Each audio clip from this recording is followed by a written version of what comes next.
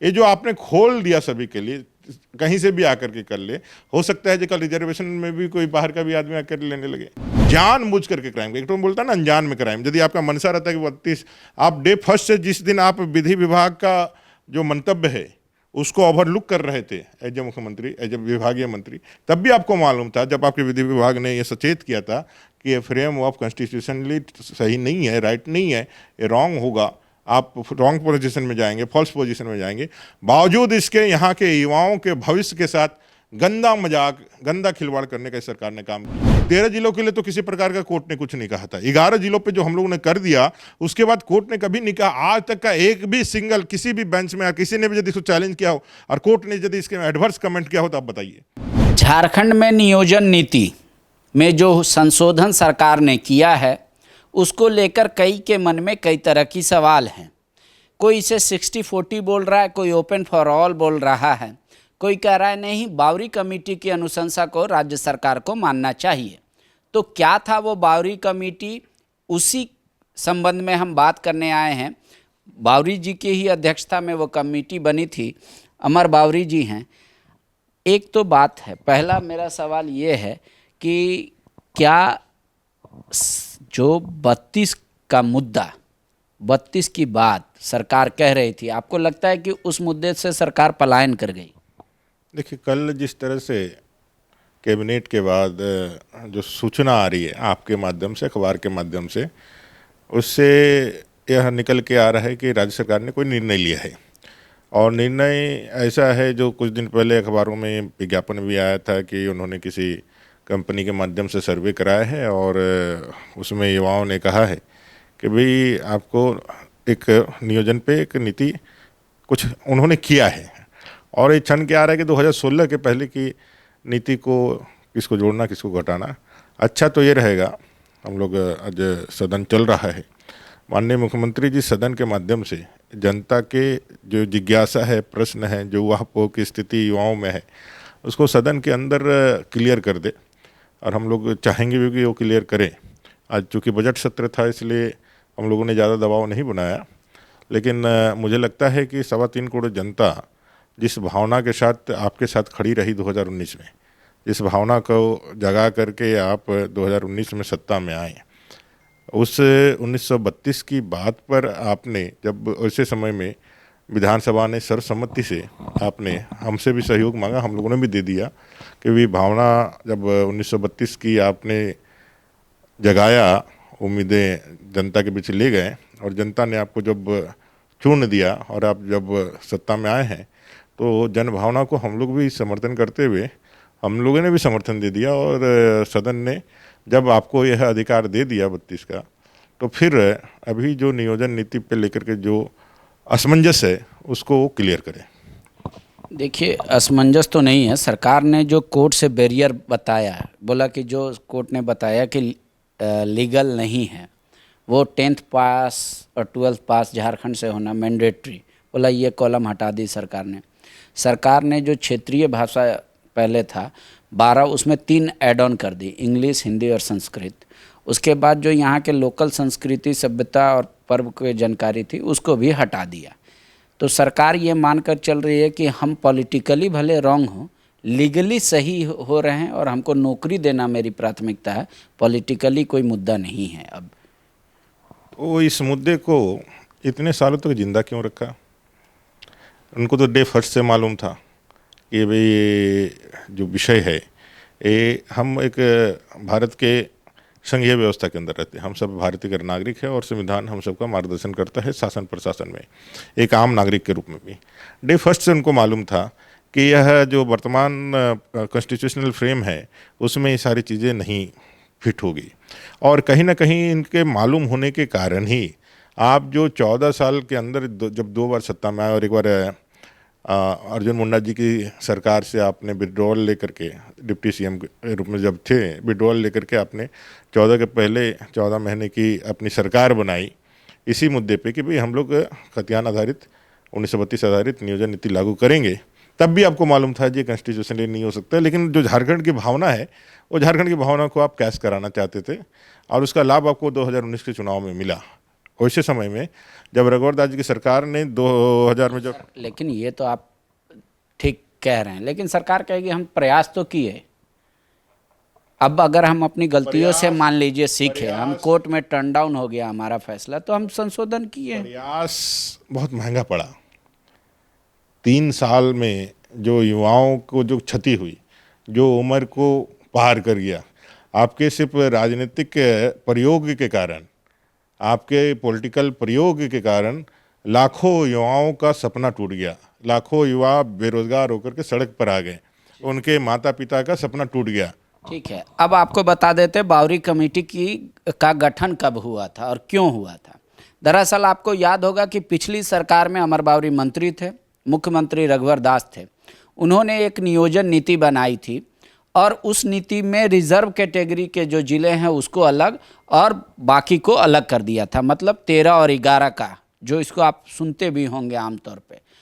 जब उस बात का विरोध होने लगा तो एक अमर बावरी की अध्यक्षता में, मंत्री अमर बावरी की अध्यक्षता में एक कमेटी बनाई गई और उस कमेटी से स्टडी करा के सरकार ने एक रिपोर्ट लिया और उसके बाद 24 जिला को यहाँ के लोगों के लिए 10 साल के लिए रिजर्व कर दिया। आप जो रिपोर्ट अध्ययन किए, आपने कितने जगह अध्ययन किया, सोर्स क्या क्या इकट्ठा किया, किन लोगों से मुलाकात की और क्या सुझाव दिया था रघुवर दास को? देखिए, थोड़े से इसके बैक में जाना चाहिए। 2000 में जब अटल जी ने 3 नए राज्य बनाए, छत्तीसगढ़, उत्तराखंड और झारखंड, 2 राज्य ने तो अपना यात्रा 2000 से ही चालू कर दिया, लेकिन झारखंड में यात्रा रुक गई। झारखंड में नियोजन से संबंधित मामले उसी समय बाबूलाल मरांडी जी के समय से ही इसी आधार पर डोमिसाइल के मुद्दे पर ही जो आज ये करना चाह रहे थे, उसी समय 2000 के स्टार्टिंग में ही कोर्ट ने उसको रोक दिया और उन्होंने कहा कि भी संविधान सम्मत नहीं है, इसमें परिभाषा को आप लोग ठीक करना चाहिए। परिभाषित करने के 14 साल बीत गए। रघुवर दास जी की पूर्ण बहुमत की भारतीय जनता पार्टी की सरकार आई।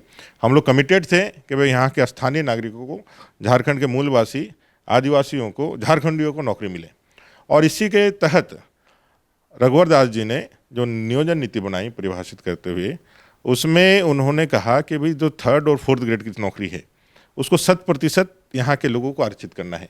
हमारे पास ब्लेस्ड है कि हम लोगों के पास शेड्यूल्ड एरिया है। शेड्यूल्ड एरिया में स्पेशल पावर डेलीगेट रहता है आदरणीय महामहिम राज्यपाल के पास। वो शेड्यूल्ड एरिया में ही संविधान से ही हमको प्राप्त है 15 सूची में। उसी का प्रयोग करते हुए माननीय मुख्यमंत्री रघुवर दास जी ने, तत्कालीन मुख्यमंत्री जी ने, पूरे स्वच्छ मन से भारतीय जनता पार्टी ने, जब भाई स्थानीय यहाँ के झारखंडी लोगों को, आदिवासी दलितों को नौकरी मिले, ऐसा कानूनन भी उसमें अड़चन ना लगे, कोई बाधा पैदा ना हो और कॉन्स्टिट्यूशन से बाहर भी नहीं जाए, किसी को कोई आपत्ति भी ना हो, ऐसा सोच करके ही 13 जिला जो अधिसूचित क्षेत्र है वहाँ पे राज्यपाल के पावर को डेलीगेट करते हुए 10 साल के लिए वहाँ की 3rd और 4th ग्रेड की नौकरी को हम लोगों ने रिजर्व कर दिया। क्योंकि जो 3rd और 4th ग्रेड की बड़ी वैकेंसियाँ होती है वो जिलों के आधार पे ही होती है। जिलों से बहालियाँ निकली, हम लोगों ने नियोजन भी चालू कर दिया, काफ़ी संख्या में बच्चे भी आने लगे। लेकिन उसी में एक थोड़ा सा लोगों में जिज्ञासा और लोगों में मर्मरिंग हुआ कि भाई 11 जिलों में भी कमोबेश वैसे ही स्थिति है। तो एक कमेटी जो बनाई जिसका आप जिक्र कर रहे हैं, हम लोग उसमें 4 सदस्य थे। अपने अमित मंडल जी भी थे, अपने सदस्य हैं। सत्येंद्र तिवारी जी अभी नहीं है, राधा कृष्ण किशोर जी भी थे, राम कुमार पाहन जी भी थे, राज सिन्हा जी भी थे। हम लोगों ने छत्तीसगढ़ भी जाने का काम किया, हम लोगों ने मध्य प्रदेश भी जाने का काम किया, बिहार से भी मंगाए, पश्चिम बंगाल से मंगाए। और बेस्ट क्या हो सकता है, तो हम लोगों ने जो अनुशंसाएँ करी है उस अनुशंसाओं के आधार पर जो हमारे, चूँकि उसी समय स्पेशल डिस्ट्रिक्ट का भी भारत सरकार की तरफ से आया था, जिसमें हमारे जो है 11 में से 8 डिस्ट्रिक्ट उसके अंदर कवर्ड हो रहे थे। और कमोबेश झारखंड का निर्माण ही ऐसे ही लिए हुआ था कि भाई इसको डेवलपमेंट करना है। यहाँ मानव विकास का सूचकांक भी कम था, पेयजल से लेकर के जो अपने लोगों का जो जीवन था उसको बेहतर बनाने के रोजगार के साधन नहीं रहने के कारण उनका सब कुछ को ध्यान में रखते हुए उस कमेटी ने सर्वसम्मति से निर्णय लिया, जो by the frame of constitution and जहाँ जहाँ जिस राज्यों में हम लोग गए हैं उन लोगों ने अपने नागरिकों के लिए जिस तरह से किया है वो सारी चीज़ें लेकर के हम लोगों ने 11 डिस्ट्रिक्ट को भी उसी 10 साल के लिए वहाँ के 3rd और 4th ग्रेड को 100% रिजर्वेशन के लिए, वहाँ के उसी जिले के नागरिकों को 100% रिजर्व करने के लिए हम लोगों ने अनुशंसाएं की। रघुवर दास जी की सरकार ने उसको मान लिया और 24 जिलों में ही लागू हो गया। ये 24 जिलों में लागू होकर के क्रियाशील भी हो गया, लेकिन बाद के समय में सरकार बदल गई और सरकार ने फिर इसको तो अभी जेएमएम कह रही है कि जब 24 जिले लागू हुए वो भी कोर्ट में स्टैंड नहीं कर पाया। नहीं, कहाँ एक भी ऑर्डर निकाल करके देख लीजिए। एक गलत बयानी करता है इन लोग। ये तो खाली राजनीतिक मुद्दा बनाने के लिए हमारी जो ईमानदार कोशिश थी रघुवर दास जी की सरकार की, भारतीय जनता पार्टी की जो ईमानदार कोशिश थी, हम लोग कोई छल नहीं करते। हम लोगों का कोई भी ये खड़ा मतलब कि कोई भी इसको काट नहीं सकता। आज जो भी वैकेंसीज पे जो सोनी कुमारी का जो केस हुआ था, जिसने हाई कोर्ट में चैलेंज किया, वो 13 और 11 जिला को लेकर के उसने एक भारत के नागरिक के रूप में अपना चैलेंज दिया। लेकिन मैं बताना चाहता हूं, उसमें स्टे लगने के बाद सुप्रीम कोर्ट से जो ऑर्डर आया, वो जितने बच्चे नियोजित थे सबके लिए फेवर में से ऑर्डर आया, और कहीं पर भी कोर्ट ने हमारे नियोजन नीति पे कुछ नहीं कहा।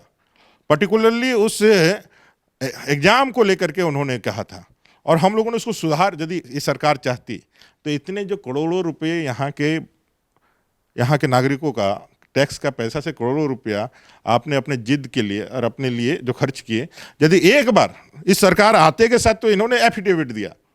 मैं तो चैलेंज करके कहता हूँ, जैसे ही सरकार आई, इस सरकार ने खुद से, जो सरकार को इसको डिफेंड करना चाहिए था, क्योंकि पूर्वाग्रह से ग्रसित थे, ये तो माने कि इसकी चिंता नहीं थी कि भाई रघुवर दास जी की सरकार ने या भारतीय जनता पार्टी के, क्योंकि सरकार होती है, यहाँ के नागरिकों को बेहतरी के लिए है काम किया है, इसको हमको डिफेंड करना चाहिए।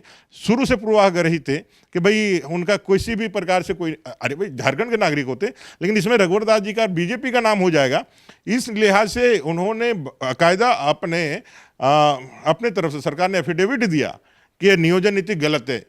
आप डिफेंड ही नहीं करें, आपने लड़ाई नहीं कि भाई छत्तीसगढ़ में, मध्य प्रदेश में, सभी जगहों में फोर्थ ग्रेड, और हम लोगों ने लाइफ टाइम के लिए तो नहीं कहा था, हम लोगों ने 10 साल के लिए आरक्षण किया था। आपको मालूम है कॉन्स्टिट्यूशन में भी जो आरक्षण प्रारंभ हुआ था 10 से 20 साल के लिए चालू हुआ था, जो कंटिन्यूटी में आगे लगा। हमारा मनसा साफ था। 13 जिलों के लिए तो किसी प्रकार का कोर्ट ने कुछ नहीं कहा था। 11 जिलों पे जो हम लोगों ने कर दिया, उसके बाद कोर्ट ने कभी नहीं कहा, आज तक का एक भी सिंगल किसी भी बेंच में किसी ने भी यदि इसको चैलेंज किया हो और कोर्ट ने यदि इसके एडवर्स कमेंट किया हो तो आप बताइए। पर्टिकुलरली एक एग्जाम को लेकर के एक प्रार्थी के विषय को उन्होंने रखा, इस सरकार ने उसको पूरी तरह से, मैं कह सकता हूं कि उसको खारिज करते हुए यहाँ के युवाओं के साथ बहुत बड़ा धोखा किया है। और आज लेकिन बावरी जी, एक तर्क तो सरकार का ये भी हो सकता है कि अगर ओपन फॉर ऑल भी किया, फिर भी 60% तो यहाँ के लोग रहेंगे, 40% में हम खोल दिए तो क्या दिक्कत है? ऐसा है, जो आरक्षण है, जो आरक्षण का जो फ्रेम है या आरक्षण जिस तरह से दिया जाता है, वो तो होता ही है, उसी राज्य के अंदर निवास करने वाले नागरिकों का ये अधिकार है। जैसे ही संविधान बना और जिसी तरह से नियमावली बननी चालू हुई, देश के अंदर जब रिजर्वेशन पॉलिसी आई, तो 1956 के अंदर ही ये पूरे भारत देश में गजट निकल गया कि जो जिस राज्य के अंदर रहेगा वही वहाँ का मूलवासी होगा, और आरक्षण का लाभ उसी को मिलेगा जो उस राज्य के अंदर निवास करने वाला है, उसी को मिलेगा। ये उसी समय कर दिया गया, और उसके लिए आपको जो है उसका मूलवासी का प्रमाण पत्र देना होगा। आपको प्रमाण पत्र देके ही आप कर सकते हैं। तो ये तो रिजर्वेशन में जो यहाँ जिसको लेना होगा भाग, उसको तो यहाँ का स्थानीय और आवासीय प्रमाण पत्र तो लेना ही होगा, तभी होगा। तो 60% तो न कल जीत था ना आज जीत है, 2000 में भी कोई जीत नहीं था, क्योंकि वो 60% के लोग तो जो यहाँ के खतियानदारी लोग होंगे, उन्हीं को आपका जो है कास्ट का सर्टिफिकेट बनेगा, और वही फिर नौकरी के लिए एलिजिबल भी होंगे, उसी के लिए जाएंगे। दिक्कत 40% का ही है, तब भी था, ESW को मिला के पहले 50% था। दिक्कत उसी का है जब भाई हम सब लोगों ने जो ओपन फॉर ऑल कर दिया सभी के लिए बात। अब झारखंड का नागरिक होगा ऐसा भी लिखना जरूरी नहीं है, अब भारत देश का नागरिक हो जाए। ये जो आपने खोल दिया सभी के लिए, कहीं से भी आकर के कर ले, हो सकता है जो कल रिजर्वेशन में भी कोई बाहर का भी आदमी आकर लेने लगे।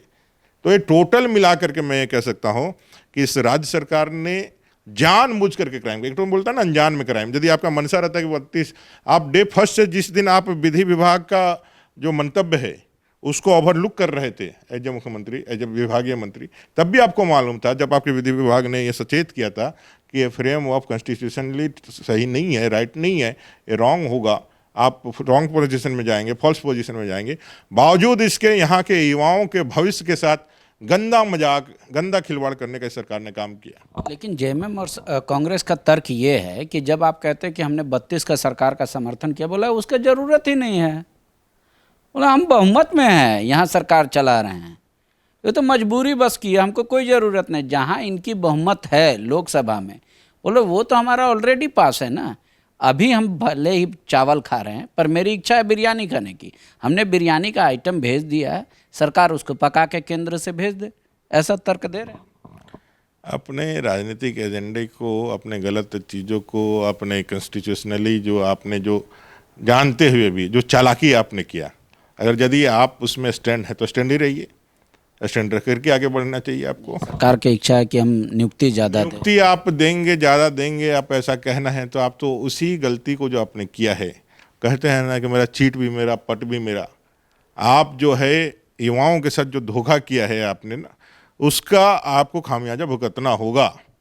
और देखिए ये तो राजनीतिक फेल्योर हो गया, थोड़ा सा बड़ा होता नहीं है, ये रख के बचा के रखे थे जब भाई जैसे ही 2024 का चुनाव आएगा, ठीक उसके 1 महीना 2 महीना पहले हम इसी तरह का एक पॉलिटिकल एक धमाका करेंगे जो 1932 हम लागू करा दिए। नहीं, पर सरकार अगर ऐसा मंशा रहती तो सरकार कैसे नौकरी देती? सरकार तो 5 लाख नौकरी बोल रही है, आप बोल रहे 24 में ये गेम खेलते।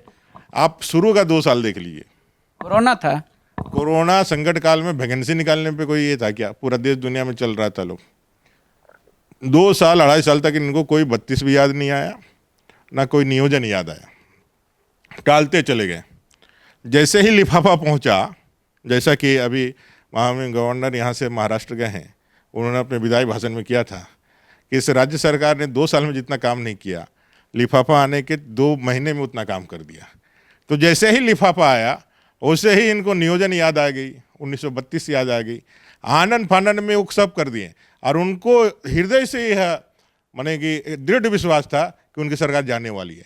और जैसे ही सरकार जाती, वो विक्टिम कार्ड खेलने के चक्कर में थे कि विक्टिम कार्ड खेलेंगे, जनता के बीच जाएंगे, जो हमने तो 1932 कर दिया था, लेकिन इस सरकार को इन लोगों ने गिरा दिया, तो भाई हमको फिर से मैंडेट दीजिए, हम आएंगे। तो फिर 5 साल के चालाकी का उनका योजना था।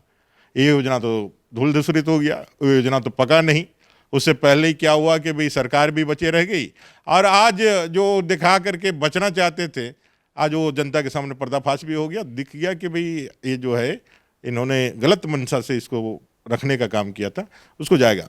9वीं अनुसूची वाला जो मामला वे कह रहे हैं, 9वीं अनुसूची अनचैलेंजेबल है, ये गलत बोल रहे हैं।